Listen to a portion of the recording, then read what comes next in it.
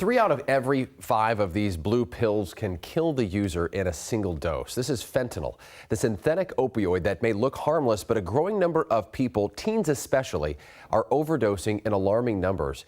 And now a new effort among law enforcement and the King County Prosecutors Office aims to end this deadly trend by going after the drug dealers with a murder charge.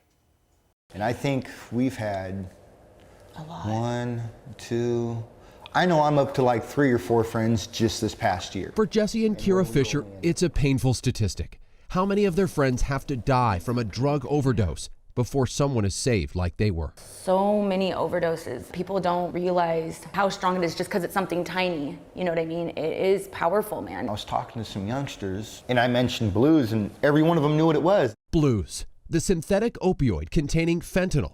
It's surging through our local communities because it's cheap, highly addictive, and easy to sell. Jesse and Kira saw it on the streets daily during the depths of their addiction. And these are like 13, 14, 15, 16-year-olds. For them, a breakthrough came at Ideal Options, a treatment center where the couple was allowed to enter recovery together and regain custody of their kids. I was going to prison, I was going to jail. What finally was my rock bottom? Having a baby that was 1 pound. My daughter Nicole, who is before her, she was the size of my hand. And I had her in a house where we were doing drugs. I was getting high while I was in labor.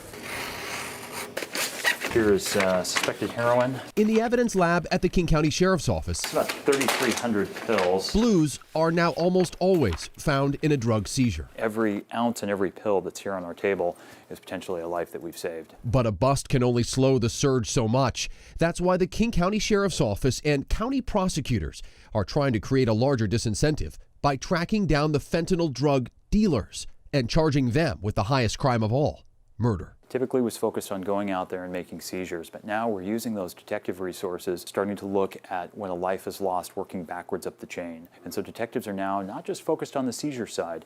This is outstanding work. I think we all agree.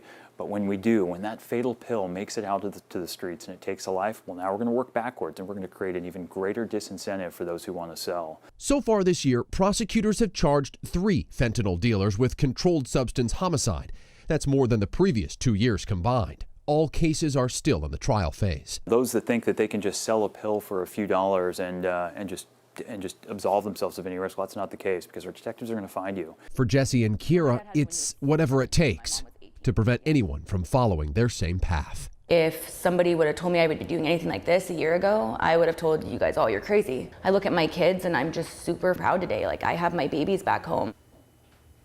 Now, the overdose numbers are just shocking. About 420 people have died from overdoses in our state so far just this year. 46% of those involve fentanyl, almost half. 229 overdoses in King County, and Snohomish County is on track to hit a historic year in terms of overdoses. So we've covered drug stories for a long time. You and I know. We've talked to a lot of families. This is by far the worst it has ever been.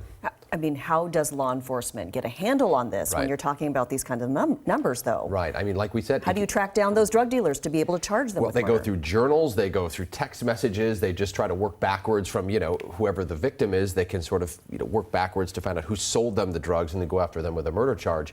Will they get a conviction? That's something that has yet to be seen. We have 5 of these cases now in the court process. None of them have completed the trial phase. So it's going to be interesting to see this. Hopefully it's a disincentive enough, because this stuff's nasty. It's affecting a lot of people, obviously. It is, families.